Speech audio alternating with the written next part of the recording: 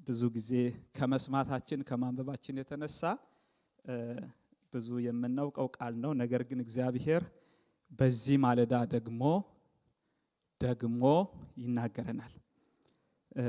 በብሉይ ኪዳን 490 ላይ ነው የሚገኘው። እንዲህ ይላል፣ ወንድሞች በህብረት ቢቀመጡ እነሆ መልካም ነው፣ እነሆም ያማረ ነው። ከራስ እስከ ጥም እንደሚፈስ እስከ አሮን ጥም በልብሱ መደረቢያ እንደሚወርድ ሽቶ ነው። በጽዮን ተራሮች እንደሚወርድ እንደ እርሞንም ጠል ነው። በዚያ እግዚአብሔር በረከትን ሕይወትን እስከ መቼ እስከ ዘላለም ምን አድርጓል?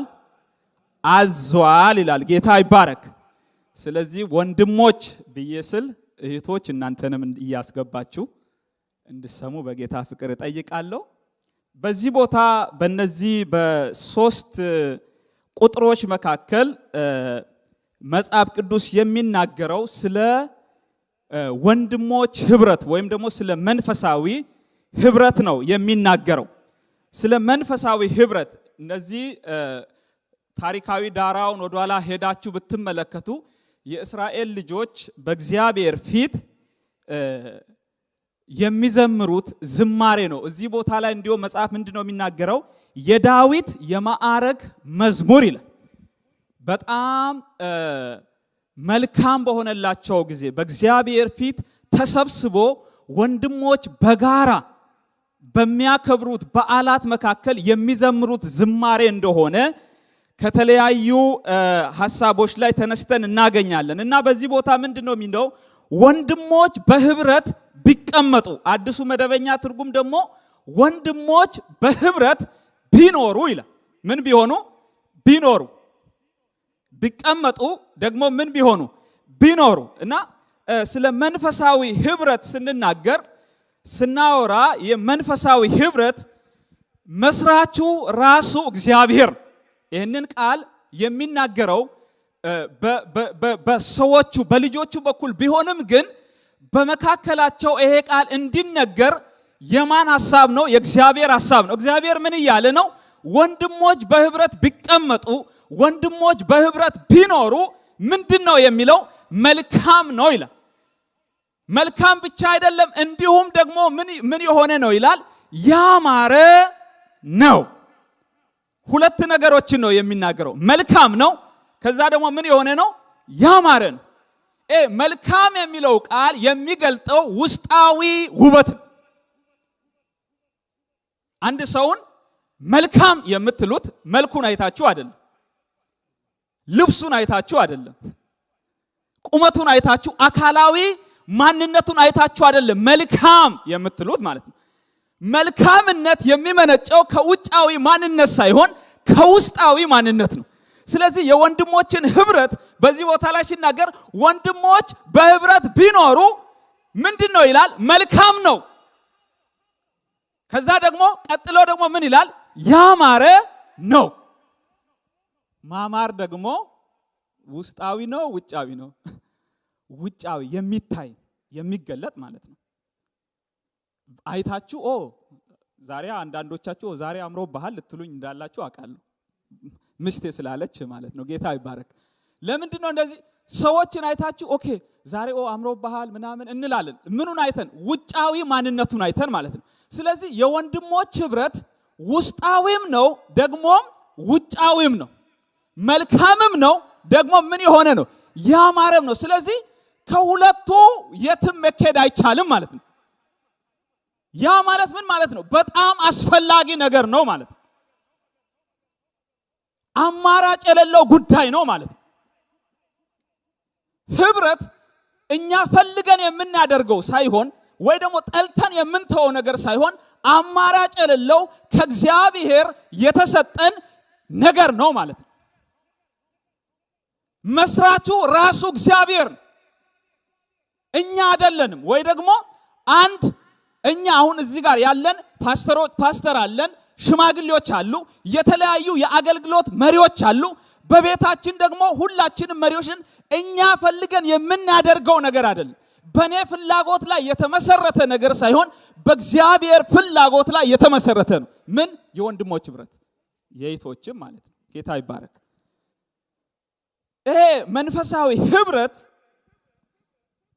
በልዩነት ውስጥ ያለ አንድነት ነው። እስቲ ከኔ ጋር በልዩነት ውስጥ ያለ አንድነት ነው በሉ። መንፈሳዊ ህብረት ወንድሞቼና እህቶቼ አንድ አይነት መሆን አይደለም፣ አንድ መሆን። እኔና እናንተ አንድ አይነት መሆን አንችልም፣ ነገር ግን አንድ መሆን እንችላለን። ያ ማለት ምን ማለት ነው? በልዩነት ውስጥ ያለ፣ በልዩ ልዩ አስተሳሰብ ውስጥ፣ በልዩ ልዩ አተረጓጎም ውስጥ፣ በልዩ ልዩ አተያይ ውስጥ፣ በልዩ ልዩ አኗኗር ውስጥ ያለ ነገር ግን ምን አይነት? አንድ አይነት። አሁን እዚህ ቦታ ላይ ኳየር መጥቶ ወርሺፕ ቲሞች መጥቶ ዘምረዋል አይደለ? ሁሉም የተለያየ ድምጽ አላቸው። ማይክ አሁን ብሰጥ ሁሉም የተለያየ ድምጽ ነው ያላቸው። ነገር ግን የዘመሩት አንድ መዝሙር ነው። እኛ እዚህ ጉባኤ ላይ የነበርን ሰዎች ሁላችንም እንደ እንትናችን የተለያየ ድምጽ ነው ያለን ማለት ነው። የምናወጣው ድምጽ የተለያየ ነው። ነገር ግን የተለያየ ድምጽ ዘን ማለት ነው። የተለያየ ድምጽ ዘን አንድ መዝሙር በተመሳሳይ እንትን መዘመር ችለናል ማለት ነው። አልዘመርንም እንደ ዘምረናል። አሁን አንድ መዝሙር ብዘምር ሁላችሁ መዘመር ትችላላችሁ ከኔ ጋር። ያ ማለት ግን እየዘመራችሁ ያላችሁት በኔ ቮይስ አይደለም፣ በኔ ድምጽ አይደለም፣ በእናንተ ድምጽ። ነገር ግን እኔ የምዘምረውን ትዘምራላችሁ። ህብረት ማለት አንድ አይነት መሆን ሳይሆን ባለን ነገር ያለንን ነገር ይዘን አንድ መሆን። መጽሐፍ ቅዱስ ወይ ደግሞ እግዚአብሔር አንድ አይነት እንድንሆን አይደለም የተናገረን፣ አንድ ሁኑ ነው ያለን። አንድ ሁኑ። ይሄን መጽሐፍ ቅዱሳችን ይናገረናል በደንብ አድርጎ ማለት ነው። አንደኛ ቆሮንቶስ ምዕራፍ 12 አካልም አንድ ሆኖ ብዙ ብልቶች እንዳሉት፣ ነገር ግን የአካል ብልቶች ሁሉ ብዙዎች ሳሉ አንድ አካል እንደሆኑ ክርስቶስም ደግሞ እንዲሁ ነው ይላል። እጅ ሌላ ነው፣ እግር ሌላ ነው፣ አይን ሌላ ነው፣ አፍንጫ ሌላ ነው። እነዚህ ሁሉ የአካል የብልት ክፍሎች የተለያዩ ሆኖ ግን የሚውሉት አንዱን እኔን ለመርዳት ነው። እግሬ ለመርዳት፣ አይኔ ለማየት፣ አፍንጫዬ ለማሽተት፣ ጆሮዬ ለመስማት ለአንድ ዓላማ ነው የተሰማሩት ማለት ነው። ያ ብቻ አይደለም። መጽሐፍ ቅዱሳችን ላይ ኢየሱስ ራሱ ሲጸልይ ዮሐንስ ወንጌል ምዕራፍ 17 ቁጥር 11 ላይ ዮሐንስ ወንጌል ምዕራፍ 17 ቁጥር 22 ላይ እኔና አብ አንድ እንደሆንን ይላል። እኔና አብ፣ ይሄ የባህሪ አንድነትን ነው የሚናገረው። እኔና አብ አንድ እንደሆንን ወይ ደግሞ እኔና አባቴ አንድ እንደሆንን እናንተም ደግሞ አንድ እንድትሆኑ ይላል። ጴጥሮስ ዮሐንስን እንድትሆን፣ ዮሐንስ ያዕቆብን እንድትሆን፣ ያዕቆብ እንድርያስን እንድትሆን አይደለም እያለ ያለው። እኔና አባቴ አንድ እንደሆንን እናንተም ደግሞ አንድ እንድትሆኑ ምን አደርጋለሁ? እጸልያለሁ። ስለዚህ ተራርቀን መራራቅ የማንችል ሰዎች ነን ማለት ነው። ተለያይተን መለያየት የማንችል ሰዎች ነን ማለት ነው። እንኳን እኔና እናንተ እዚሁ አንድ ላይ የምንቀመጥ አብረን የምንተያይ እንቅርና በዚህ ሰዓት ሌላ ቦታ እንኳን ይህንን አምልኮ የሚፈጽሙ ራሳቸው በእግዚአብሔር ዓለም ውስጥ አንድ ናቸው ከኛ ጋር። እረ ኢየሱስ ያድናል። ስለዚህ ቢቀመጡ ውስጣዊም ነው ደግሞ ምናዊም ነው፣ ውጫዊም ነው፣ ያማረም ነው ደግሞ ምንድን ነው? መልካምም ነው ይልና በጣም በሚገርሙ ምሳሌዎች የወንድሞችን ህብረት ደግሞ እንደገና ይናገረናል መዝሙረኛው። እንደ ምሳሌ የተቀመጡ ነገሮች በጣም የሚገርሙ ሐሳቦች ናቸው። ምንድነው የሚናገረው? ቁጥር 2 ላይ ከራስ እስከ ጥም እንደሚፈስ እስከ አሮን ጥም ድረስ በልብሱ መደረቢያ እንደሚወርድ ሽቶ ነው ይላል። ምን? የወንድሞች ህብረት። ክብር ለጌታ ይሁን። ዘኍልቍ 8:12 ላይ ዘኍልቍ 8:12 ላይ እንዲህ ይላል፣ ከቅባቱም ዘይት በአሮን ራስ ላይ አፍስስ ይቀደስም ዘንድ ቀባው ይላል። ሙሴ ነው ይህንን የሚናገረው።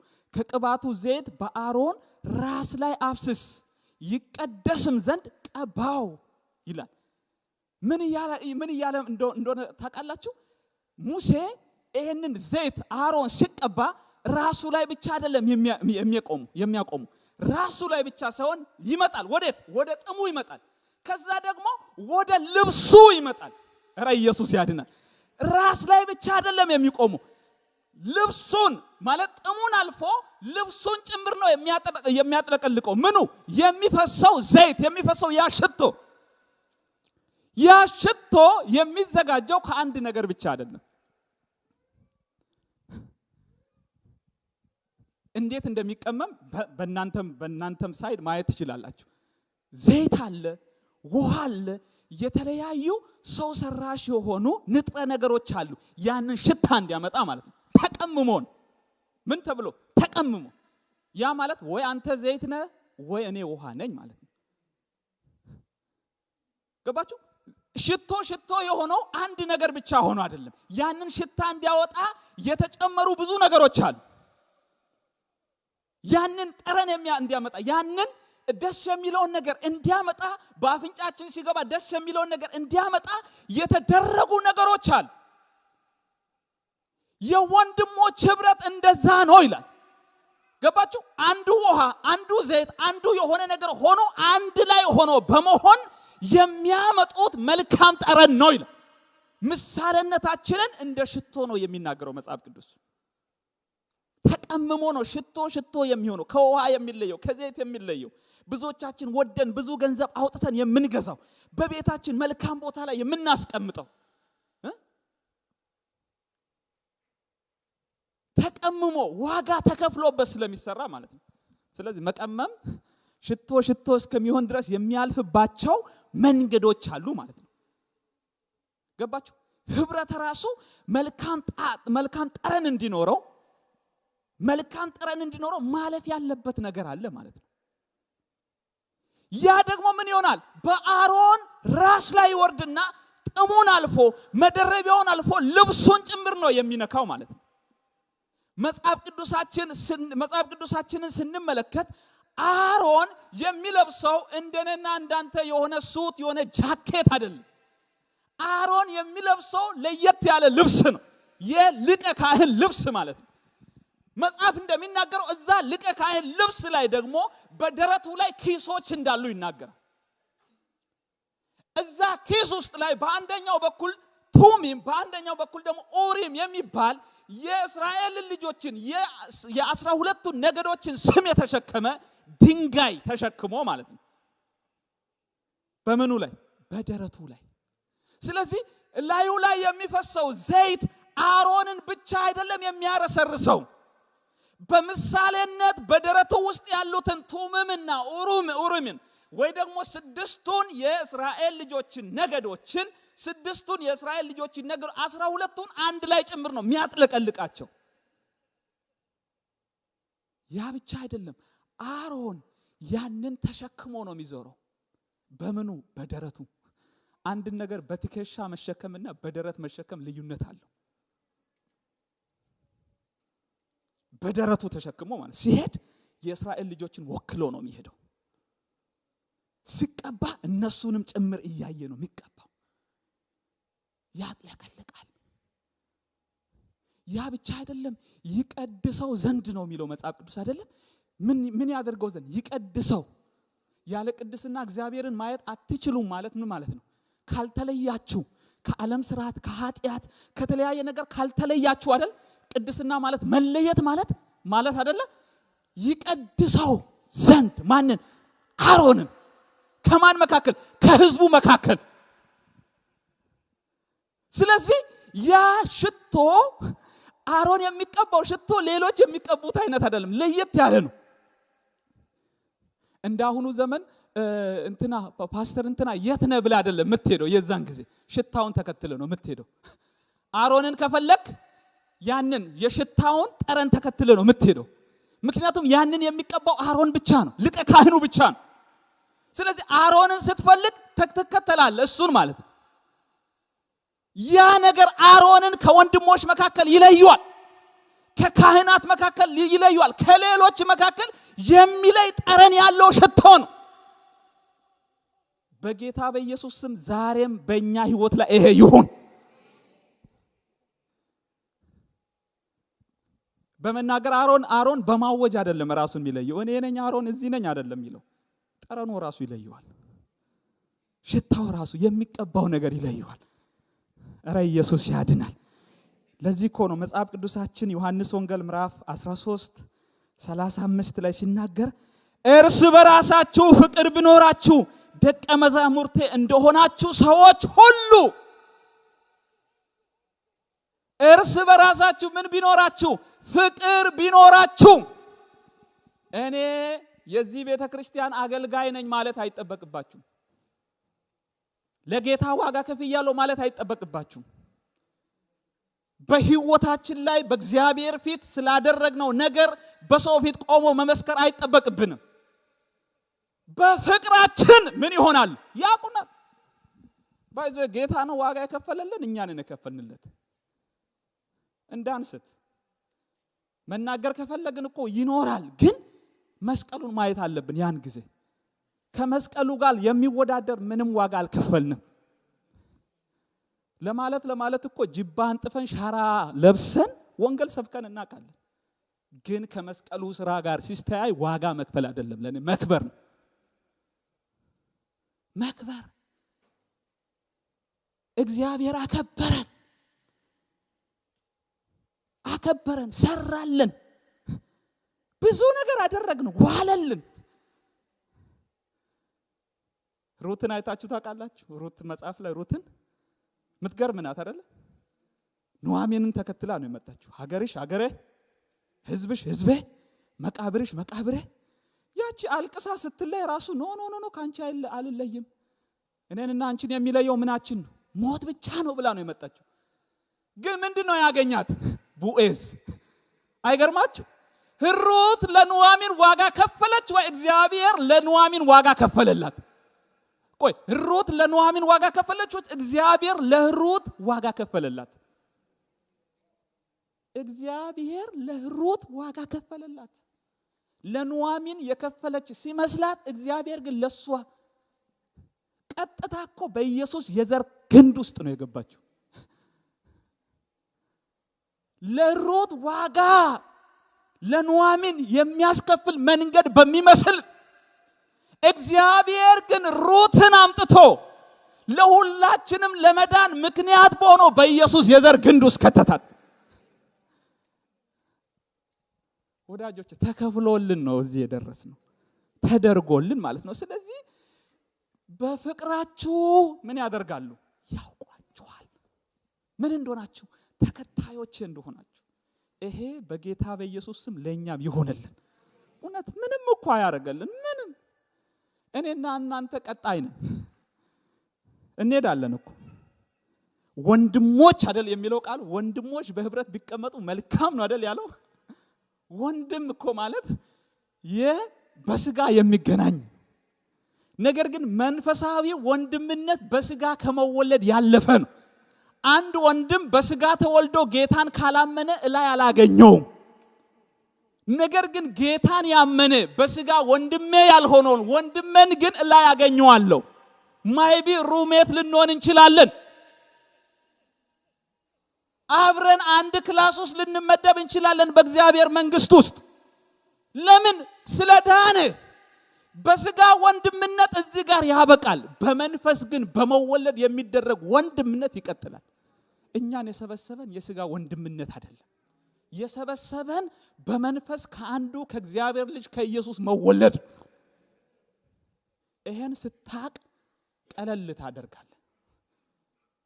በደንብ አትከብድም ወንድሜ ላይ፣ ቀለል ታደርጋለህ። ምክንያቱም ቀጣይነት ያለው ነው። ይጠብቀኛል ማዶ ላይ። እንኳን አብረን አንድ ቸርች እያመለክን በዚህ ሰዓት ኢትዮጵያ የሚያመልከው ወንድሜ ራሱ ወንድሜ ነው፣ ከዳነ ማለት ነው። ኢየሱስ ያድናል። ስለዚህ ሰዎች በዚህ ያውቋቸዋልና ሌላ ደግሞ ጠል ነው ይላል። ኧረ ኢየሱስ ያድናል። ጠል ምን አይነት ጠል ብላችሁ ስትመለከቱ በጽዮን ተራሮች እንደሚወርድ እንደ አርማኔም ጠል ነው። ይሄንን ተራራ በኢየሩሳሌም የሚገኝ ረጅሙ ተራራ ነው። እስራኤል ሄደዋል። ብዙ ወንድሞች ነዴፍ ነሰለ አይተዋል ብዬ ተስፋ አደርጋለሁ። በመረጃ ስለሆነ እኔ ማወራው ማለት ነው። እዚህ ባነበብኩ ስለሆነ እነሱ በአካል አይተዋል። እና እዛ ተራራ ላይ አይስ ነው የሚኖረው። ልክ በጣም ፀሐይ በሚሆንበት ሰዓት ራሱ በዚህ ጊዜ አይስ አለ እስራኤል ሀገር ላይ ማለት ነው። በዚህ ተራራ ላይ በርሞኒየም ተራራ ላይ ጠል አለ፣ አይስ አለ። ልክ አሁን ቦስተን ላይ እንዳየነው 2 ሳምንት ተከታታይ እስኖ እየወረደ ነበር። የት ነው የሄደው? ጠጥቷል አይደለ? ግን ልምላሜ እያየን ነው እንዴ? እያየን አይደለም። ዛሬ የጠጣውን ይሄ መሬት የጠጣውን እኛ ወበቀኝ በምንልበት ሰዓት ደግሞ እነሱ ደግሞ ይለመልማሉ። አያችሁ? አሁን የአሮንን ሽቶ ስትመለከቱ ምናዊ ነው? የሚታይ ነው፣ ውጫዊ ነው። ይሄን ጠል ደግሞ ስትመለከቱ ውስጣዊ ነው። አሁንም በውስጥ ገብቶ የውጭ ውበትን ነው የሚሰጠው። የጠጣውን ተራራው ራሱ ምን ያደርጋል? በጽዮን ያሉትን ተራራዎችን ኧረ ኢየሱስ ያድናል። ራሱ ተራራ ነው። ነገር ግን በጽዮን ያሉትን ተራራዎችን በድርቅ ጊዜ ያጠጣቸዋል። በጽዮን ባሉ ተራሮች ላይ የሚወርድ ከዚህ ተራራ የሚገኘው ጠል በጽዮን ያሉትን ተራራዎችን ሙሉ ምን ያደርጋል? ያረሰርሳቸዋል። ከዛ የሚወርድ ያረሰርሳል። ከዛስ በድርቅ ዘመን የለመለሙ እንዲሆኑ ነው የሚያደርገው። ሰው ሆነ። እነሱም ደነገጡ። ላንተ አንድ ድንኳን፣ ለሙሴ ለኤልያስ አንድ ድንኳን ሰርተን እዚህ እንኑር እስከሚሉ ድረስ ማለት ነው። እግዚአብሔር የራሱን ክብር የገለጠበት ተራራ ነው ይህ ተራራ።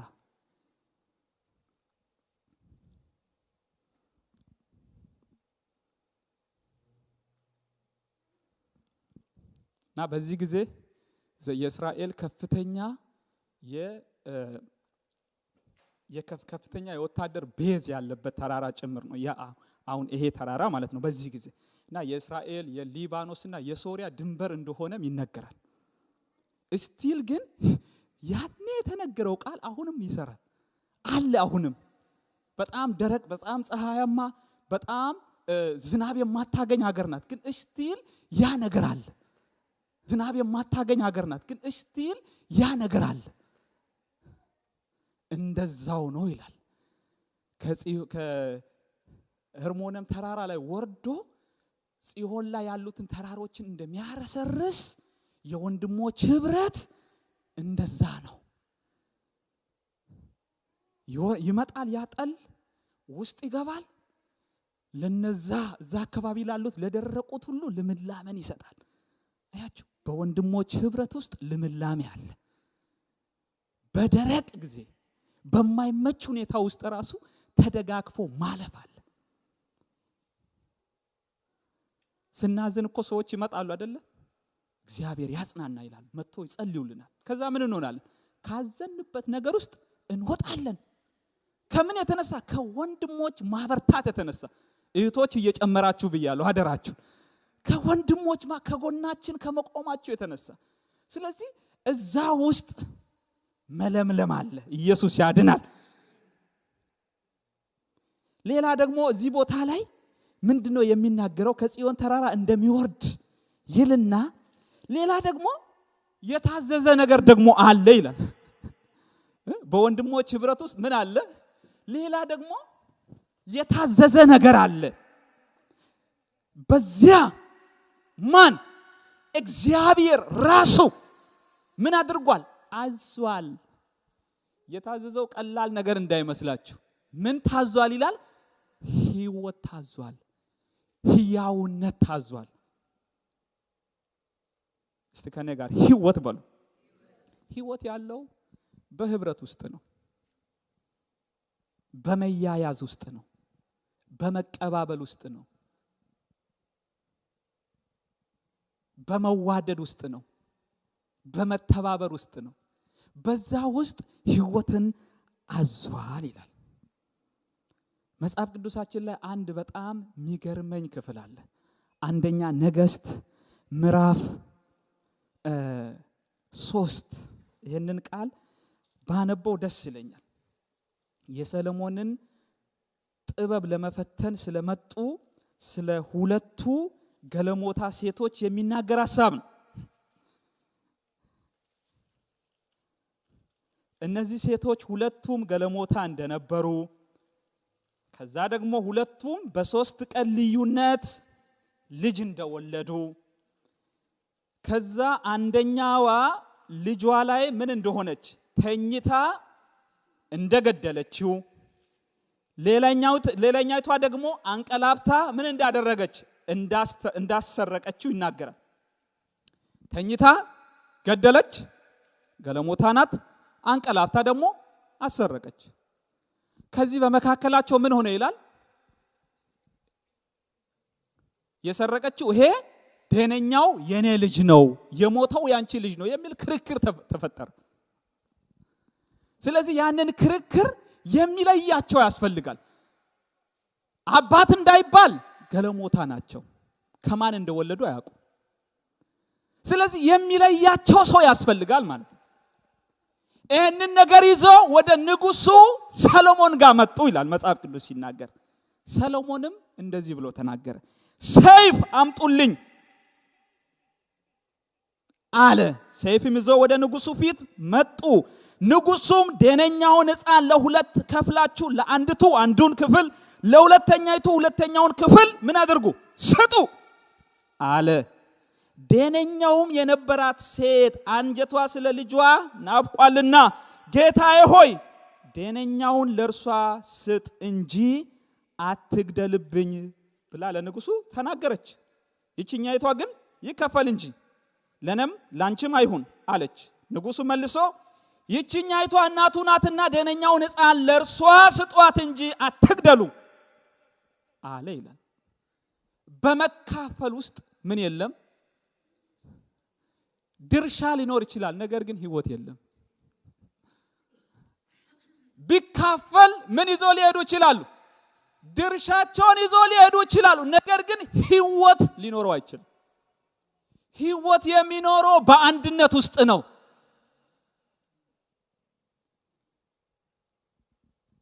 ያቺ ግን ምንድነው ያለችው? የኔ ሞቷል፣ ያንቺ ምን ይሁን? የማን ሞቶ የማን ይቀራል? ስፒሪት ማለት ነው። ወጋው የማን ሞቶ የማን ይቀራል? እሷ ተኝታ ነው የገደለችው። የዚች ጥፋት እኮ አይደለም። ነገር ግን ምን ይሁን? ይከፈልና እስቲ አይሆንም በሉ። ድገሙና አይሆንም በሉ። ቢያደግ እኮ አንዳንዴ እኮ ጎረቤት ከሆኑ ላይክ አሁን ላይ ያው ቀርቷል እንጂ ልትልከው ትችላለች። እስቲ ልጄን አንድ ሱቅ ደርሶልኝ ይምጣ የማለት እድል ይኖራታል። ነገር ግን እሱን ራሱ አላሰበችም። ሲያድግ የሚሆነው ነገር አላሰበችም። ስለዚህ ወንድሞቼና እህቶቼ ህይወት ያለው በአንድነት ውስጥ ነው። መጽሐፍ ቅዱሳችን ላይ ሌላ ቦታ በጣም የሚገርመኝ ቃል ቅርብ ጊዜ የገባኝ ቃል አለ። ፊልጵስዩስ ምዕራፍ 4 ቁጥር 1 ላይ ብዙ ጊዜ ምዕራፍ 4 ቁጥር 4 ላይ ነው የምንሄደው። ቅድምም ተብሏል። ምንድነው የሚለው? ምዕራፍ 4 ቁጥር 4 ሁሉ ጊዜ በጌታ ደስ ይበላችሁ። ከዛ በፊት ምን ይላል? ስለዚህ የምወዳችሁ የምናፍቃችሁ ደስታዬና አክሊል የምትሆኑ ወንድሞቼ ሆይ እንዲሁ በጌታ ቁሙ። ወዳጆቼ ሆይ አክሊል የምትሆኑ ብሏል። ገባችሁ? ስለዚህ በመዳናቸው ላይ ጥርጥር የለውም ማለት ነው ጳውሎስ። በደንብ ስሙ። ምክንያቱም እነዛን ቆጥሯል። አክሊል ትሆናላችሁ ምን ስንሆን ወደ ጌታ ሲሄድ አክሊል የምትሆኑ እናንተ ናችሁ ብሎ ቁጥር ውስጥ አስገብቷል ማለት ነው። በእነሱ ቁጥር ከጌታ አክሊል ሊቀበል ድነዋል ማለት ነው ሰዎቹ። በአንድ ሐሳብ በጌታ እንድስማሙ አውዲያንንና እመክራለሁ፣ ሰንጠኪያንም እመክራለሁ። ምን እንዲሆኑ? በአንድ ሐሳብ እንድስማሙ። እነዚህ ሁለቱ ሴቶች እንደሆኑ መጽሐፍ ቅዱሳችን ይናገራል። ስለዚህ በሁለቱ መካከል ምን ተፈጥሯል ማለት ነው? ጸብ ተፈጥሯል፣ ልዩነት ተፈጥሯል። ስለዚህ በአንድ ሐሳብ ምን እንዲሆኑ እመክራለሁ ይልና አንተ ደግሞ በስራይ አብረ የተጠመድ እውነተኛ ሆይ ማን እንደሆነ አይናገርም፣ ግን በስራ ከጳውሎስ ጋር የተጠመደ ሰው እንደሆነ ይናገራል እዚህ ቦታ ላይ። እንድታግዛቸው እለምንሃለሁ። ምን እንድታረጋቸው? እንድታግዛቸው እለምንሃለሁ። ስሞቻቸው በሕይወት መጽሐፍ ከተጻፉቱ ከቀሌምንጢዮስ ደግሞ ከእኔ ጋር አብሮ ከሰሩቱ ከሌሎች ጋር በወንጌል ከእኔ ጋር አብሮ ተጋድለዋል። እነዚህ ሴቶች ስማቸው በሕይወት መጽሐፍ ከተጻፉት ከሌሎች ጋር ስማቸው ካልተጠቀሱት ጋርም ጭምር ለወንጌል ከጳውሎስ ጋር አብሮ ምን ሆነዋል? ተጋድለዋል። ያ ብቻ አይደለም። ወደ ሰማይ ቤት ሲሄድ በእግዚአብሔር ፊት ላይ ጳውሎስ ቆሞ አክሊል የሚቀበለው እነሱን እየቆጠራቸው ነው፣ ስላገለገላቸው ማለት ነው። አክሊለ የሚሆኑ ናቸው እያለ ነው። ነገር ግን በመካከላቸው ደግሞ ምን ሆኗል? ልዩነት ተፈጥሯል በሁለቱ ሴቶች መካከል። ከዛ ምንድነው የሚለው? ስም ያልተጠቀሰለትን አንድ ሰው እንዲገናኙ እንዲቀራረቡ እባክህን ምን አድርጋቸው? እርዳቸው፣ አግዛቸው። እንዲራራቁ ነው የሚለው ወይ ምን እንዲሆኑ? እንዲቀራረቡ፣ አንድ እንዲሆኑ፣ ህብረት እንዲያደርጉ፣ አብሮ በእግዚአብሔር ፊት በነፃነት እንዲያመልኩ፣ እንዲዘምሩ፣ ህብረት እንዲያደርጉ፣ እንዲፈቱ ምን አድርጋቸው? አግዛቸው እንጂ ኮብልስቱን አቃብላቸው አይደል።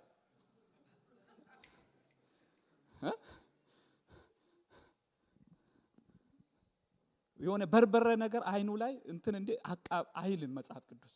ምን ላድርግ ነው አይልም። አንድ እንዲሆኑ፣ እንድተባበሩ፣ እንድተጋገዙ፣ ከትላንትናው ይልቅ የእግዚአብሔርን መንግስት በጋራ እንዲሰሩ፣ ትላንት ለተጋደሉለት ወንጌል ዛሬም እንዲጋደሉ፣ የተሻለ ውጤት እንዲያመጡ ምን አድርጋቸው? አግዛቸው፣ እርዳቸው። እነዚህን ሁለት ሴቶችን ዋጋ የከፈሉትን ለኔ ነገ አክሊል የሚሆኑልኝን እንድታግዛቸው ለምናለሁ ይላል። ስም ያልተጠቀሰለት እግዚአብሔር ዛሬ ይሄን ልብ ያብዛልን። ኧረ በኢየሱስ ስም ከድካማችን መውጣት ሆነልን።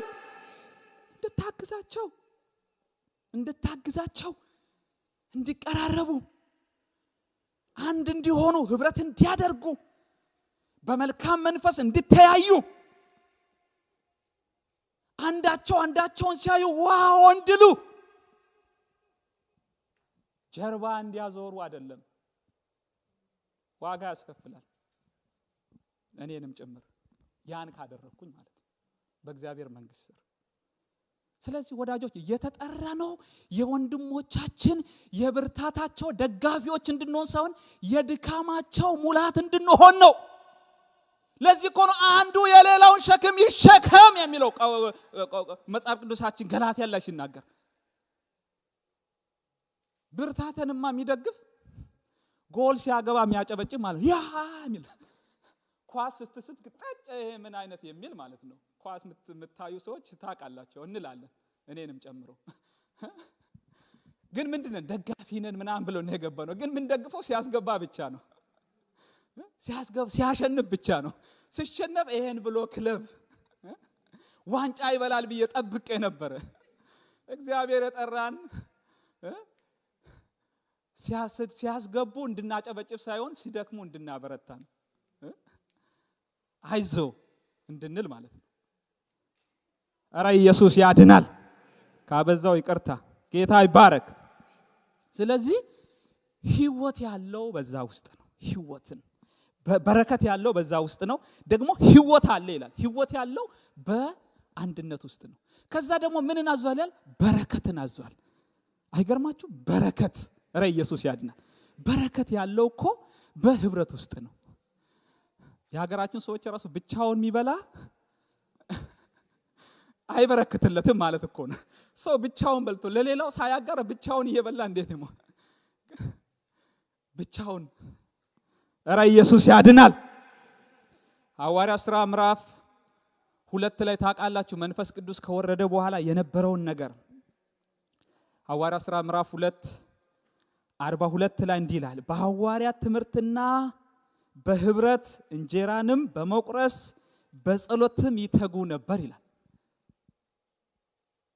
በረከቱን እነግራቸዋለሁ። በሐዋርያት ትምህርትና በህብረት እንጀራንም በመቁረስ በጸሎት ምን ያደርጉ ነበር? ይተጉ ነበር። ምን የሆኑ? የዳኑ እነዛ 3000 ምናምኖች። ከዛ ደግሞ ይሄ ሁሉ ሰው እንጀራ የሚቆርስ ከሆነ ከየት ነው የሚመጣው የሚለውን ደግሞ ስታስቡ ደግሞ እዛው ምዕራፍ 4 ቁጥር 34 ላይ ደግሞ ይናገራል። በመካከላቸው አንድስ እንኳን ችግረኛ አልነበረም።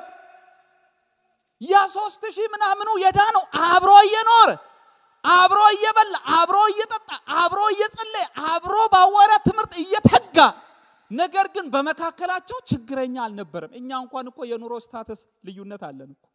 ግን ምንድነው ማለት? ችግረኛ አልነበረም። ለምንድነው ችግረኛ ያልነበረው የሚለው ስትመለከቱ እንዲህ ይላል፣ በመካከላቸው አንድስ እንኳን ችግረኛ አልነበረም። መሬት ወይም ቤት ያላቸው ሁሉ፣ ያ ማለት የሌላቸው አሉ ማለት ነው። መሬት የሌላቸው ቤት የሌላቸው አሉ፣ መሬት ያላቸው ቤት ያላቸው ደግሞ አሉ። ያላቸው ሁሉ እየሸጡ የተሸጠውን ዋጋ ያመጡ ነበርና በሐዋርያት እግር አጠገብ ገባችሁ? ገንዘብ ብርቃቸው አይደለም፣ መጥቶ እግራቸው ስር ነው የሚቀመጠው። በሐዋርያት ምን ስር? እግር ስር ሲገባቸው ማለት ነው። እንደ ይሁዳ ኮረጆ እንኳን ይዘው አይጠብቁም ሐዋርያት። እነ ጴጥሮስ ገብቷቸዋል። ኮረጆ እንኳን ተሸክሞ አይደለም የሚጠብቁ ሰዎች የሚያመጡትን ገንዘብ ቤሽጦ ያላቸው ነገር ሽጦ የሚያመጡትን ገንዘብ ለማስቀመጥ ኮረጆ እንኳን ይዘው አይጠብቁም። ትኩረታቸው ምን ላይ እንደሆነ ያውቃሉ። ስለዚህ የሚመጣው ገንዘብ የት ነው የሚቀመጠው? በሐዋርያት እግር ስር። ኧረ ኢየሱስ ያድን። ይቀመጣል። ያ ብቻ አይደለም፣ በሐዋርያት እግር አጠገብ ይኖር ነበር። ማንኛውም እንደሚፈልግ መጠን ለእያንዳንዱ ያካፍሉት ነበር ይላል። ቤት ሽጬ እኔ ወንድሜ ደግሞ ቤት የሌለው ብቻውን በጎዳና ሚኖር ጌታን ግን ያመነ እዛው ሲቀላቀል የቤቱ ገንዘብ የሱም ነው። እኔ መሬት ሽጬ በጴጥሮስ እግር ስር ባስቀመጥኩት ገንዘብ የኔ አይባልም። ምንም የሌለው ከዛ ከመንደር ዳር ዝም ብሎ ጌታን ተቀብሎ የመጣ ራሱ በኔ በመሬቱ ገንዘብ ያገባዋል። ከዚህ የተነሳ በመካከላቸው ምን የለም? ደሃ የለም። በህብረታቸው መካከል ምን አለ? በረከት አለ። አያስቀናም? እንደዛ እንኳን ማድረግ ባንችል እኮ ትንሿን ነገር እንድናደርግ እኮ ነው ጌታ የሚፈልገው። ቤት የሸጠው ሰውዬ ገንዘብ ላያስፈልገው ይችላል። ምንም የሌለው ሰውዬ መጥቶ ቤት የተሸጠበትን ሙሉን ዋጋ ይዞበት ሊሄድ ይችላል። የት እየወሰድክ ነው አይባልም።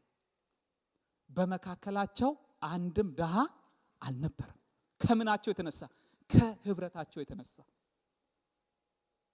ምክንያቱም የሱ ጉድለት የነም ጉድለት ነው ብሎ ስለሚያስቡ፣ የሱ ውድቀት የነም ውድቀት ነው ብሎ ስለሚያስቡ አንዱ ላይ አይቀናም። ሲሳካለት እንኳን ተሳካለት ነው የሚለው፣ ሲሆንለት እንኳን ሆነለት ነው የሚለው። እሱ ሆኖለት ለኔ አልሆነልኝም አይልም።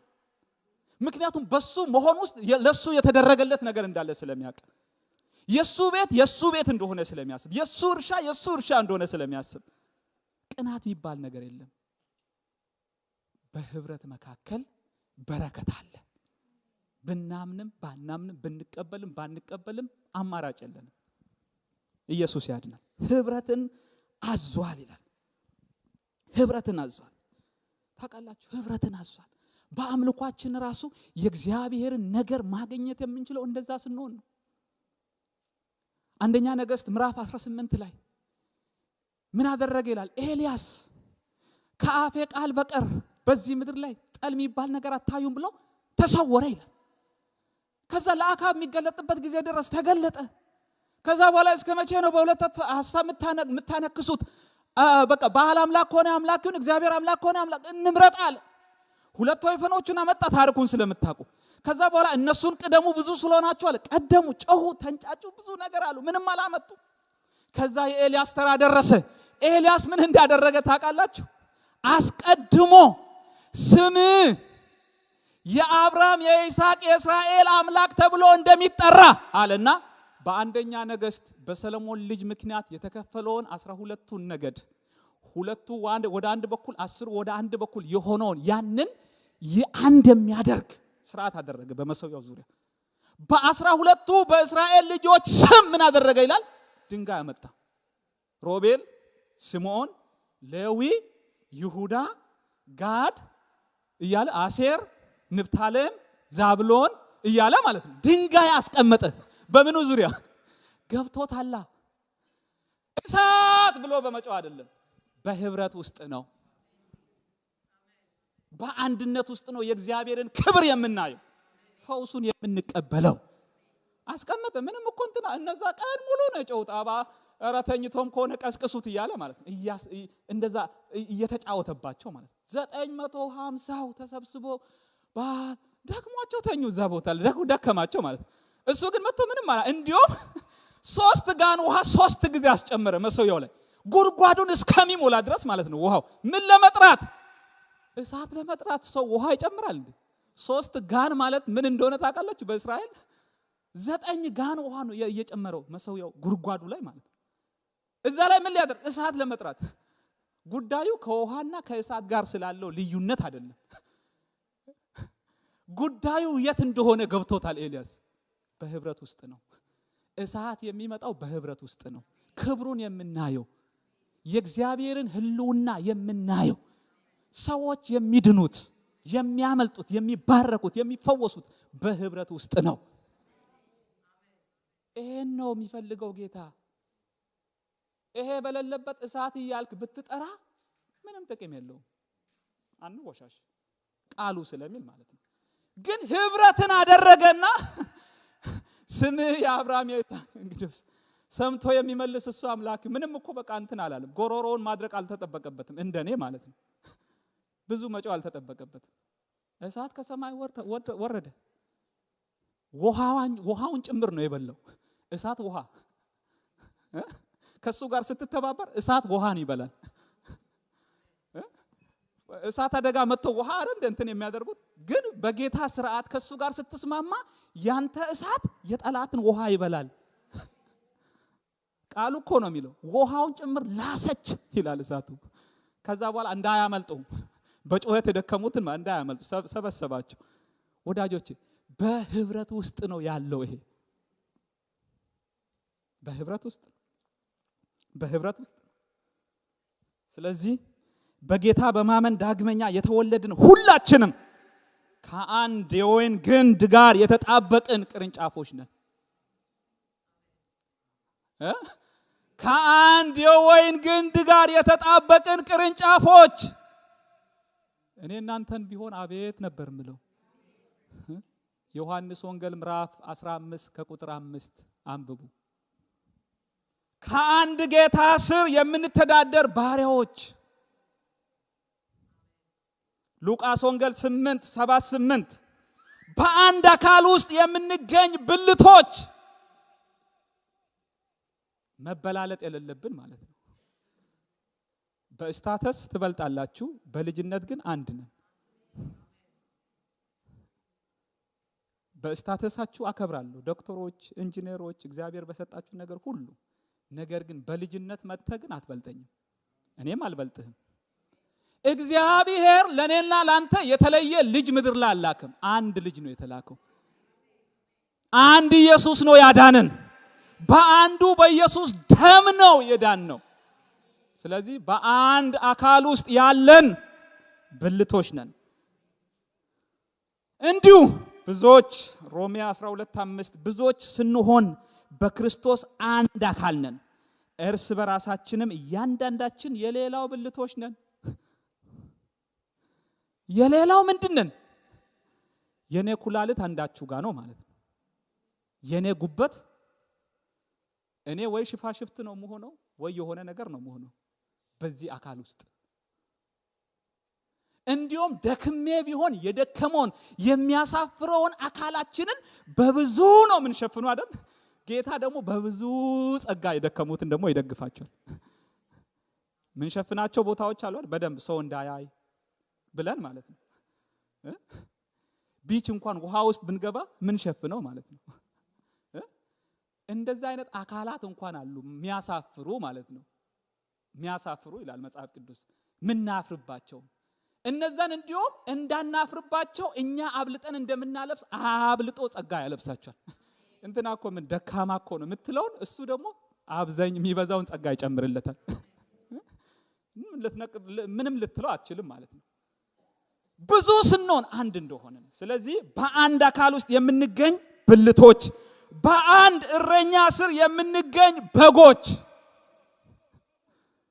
እውነተኛ እረኛ እኔ ነኝ ዮሐንስ ወንጌል ምዕራፍ 10 በሱ ስር ያለን በጎች ነን በመንፈሳዊ አጠራር ነው ያልኩት በግ አለኝ እንዳትሉ ቃሉ ነው ያላችሁ ኢየሱስ ያድናል በአንድ አምላክ በሁሉ አባት ስር የምንተዳደር ልጆች ነን በአንዱ አምላክ በሁሉ አባት ስር የምንተዳደር ምኖች ነን ልጆች ነን ለዚህ ነው አብ አባት ብለን የምንጮህበትን የልጅነትን መንፈስ እንጂ የፍርሃትን መንፈስ አልተቀበልንም አንዳንድ እኮ ሀርደኛ የሆነ አባት እንኳን እኮ አባቴ ብለን ለመጥራት እንፈራለን ነገር ግን እግዚአብሔርን አስቡ ልጆች ከማድረጉ የተነሳ እሱን ራሱ አብ አባት ሲደክመን ስንዝል ከአቅማችን በላይ የሆነ ነገር ሲከበን ዞር ብለን ምን እንላለን ያንን ነገር እንተውና አብ አባት ለምን የልጅነትን ስልጣን ስለሰጠን የዚህ ሀገር መንግስት ራሱ ለንግድ ለሚመጡት ግሪን ካርድ በስንት ብር ሸጣለሁ ያለ ነው አልሰማችሁም ካልሰማችሁሽ 5 ሚሊዮን ብር አሜሪካ መጥቼ ኢንቨስት አደርጋለሁ የምትሉ ባለሀብቶች ግሪን ካርድን የምሰጠው ወይ ጌታ አስቡ እስቲ ግሪን ካርድ እኮ አይደለም የሰጠን ጌታ ህይወቱን በምን በ5 ሚሊዮን ዶላር በነፃ በአንድ አባት ስር የምንተዳደር ምኖች ልጆች መለያየት እንችላለን መገፋፋት እንችላለን ተለያይተን እንዲሁም በቃ አይነ ላፈር ብለን እንችላለን ቀለል እናርገው ቀለል እናርገው ኢየሱስ ያድናል አሜን አሜን እኔ እንደተናገርኩኝ አድርጋችሁ ካሰባችሁ ተሳስታችኋል እናንተ እጅ ላይ ያለው ይሄ ጥቁሩ መጽሐፍ ነው ያላችሁ ያላችሁ በዚህ ውስጥ ማንንም ምንም ለማለት አይደለም ተረኛው ቆምኩኝ እንጂ ቃሉ ለነም ጭምር ነው እያልኩ ማለት ነው የቱ ጋር ነኝ እያልኩ ለዚህ ምን አይነት ምላሽ ነበር የሰጠሁት ለራሴ እያልኩ ማለት ነው ጌታ ቢሆን ግን ምን አይነት ምላሽ ይሰጥ ይሆን እያልኩ ማለት ነው ጌታ ሆይ አንተ በመድር ላይ ብትኖር ኖሮ ባለፈው እንዲህ ላልኩት ምን አይነት መልስ ነበር የምትሰጠው እያልኩ እየጠየቅኩኝ ለራሴም እየሰማው ራሴንም እየሰበኩ ውዬ አድሬ መጥቼ ነው የምናገራችሁ ስለዚህ በአንድ አባት ስር የምንተዳደር ልጆች ኤፌሶን 4:6 ላይ ከሁሉ በላይ የሚሆን በሁሉ የሚሰራ በሁሉ የሚኖር አንድ አምላክ የሁሉም አባት አለን ይላል ለዚህ ነው አንዱ ጌታ የሁሉ ጌታ ነው ለሚጠሩት ሁሉ ደግሞ ምንድነው ባለጠጋ ነው በመንጠራው ልክ ሁሉ አቤት ማለት የምንችል የምንጠይቀውን ሁሉ መመለስ የሚችል አባትና አምላክ አለን ኧረ ኢየሱስ ያድናል ሰው ይላል ሰው የሥጋ አባቱን ዳቦ ብለምን ድንጋይ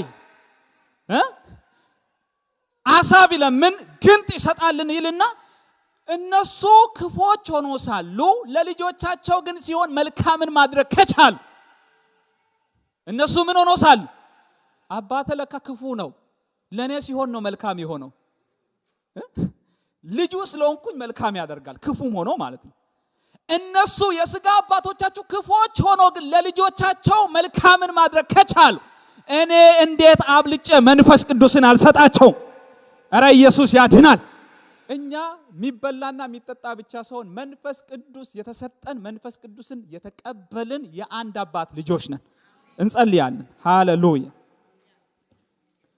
ሃሌሉያ